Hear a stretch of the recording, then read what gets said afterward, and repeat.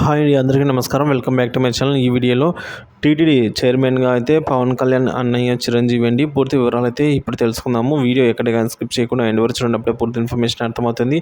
వీడియోకి అయితే ఒక లైక్ చేయండి ఫ్రెండ్స్. ఇక వీడియోలోకి అయితే వెళ్ళిపోదాం.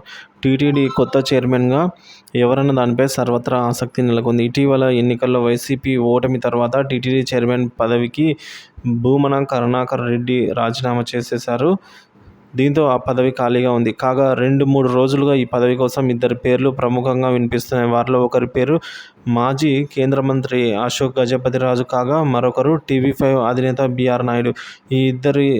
ఈ ఇద్దరిలో చంద్రబాబు ఎవరికి టీటీడీ చైర్మన్ పదవిని కట్టబెడతారు అనేది ఆసక్తిగా మారింది. ఉత్తరాంధ్రకు చెందిన అశోక్ గజపతిరాజు అలాగే తెలుగుదేశం పార్టీలో సీనియర్ నేత, కేంద్ర మంత్రిగాను పనిచేశారు. అయితే ఇటీవల ఎన్నికల్లో ఆయన పోటీకి దూరంగా ఉన్నారు. కానీ ఆయన కూతురు అదితి గజపతిరాజుగా విజయనగరం నుంచి ఎమ్మెల్యేగా పోటీ చేసి విజయం సాధించారు.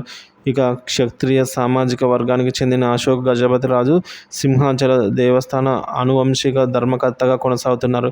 ఈ పరిస్థితుల్లో ఆయనకు టీటీడీ చైర్మన్ పదవిని ఇస్తారా అనేది డౌటే. కానీ టీటీడీ చైర్మన్ పదవికి అశోక్ గజపతిరాజు నుంచి ఎంపిక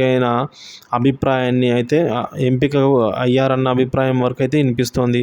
మరోవైపు టీవీ5 అధినేత బొల్లినేని రాజగోపాల్ నాయుడు, బీఆర్ నాయుడు గారు, చంద్రబాబు నాయుడు ఒకే జిల్లాకు, ఒకే సామాజిక వర్గానికి కూడా చెందినవారు కావున టీవీ5కి టీటీడీ ఆస్థాన ఛానల్ అన్న పేరు కూడా ఉంది.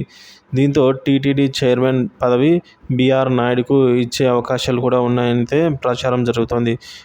ఇక ఈ విధంగా బీఆర్ నాయుడును కూడా దగ్గరగా చూసిన వ్యక్తులు మాత్రం పవిత్రమైన టీటీడీ చైర్మన్ పదవి ఆయనకు సరైన ఎంపిక కాదన్న అభిప్రాయంతో వ్యక్తం చేస్తున్నారు.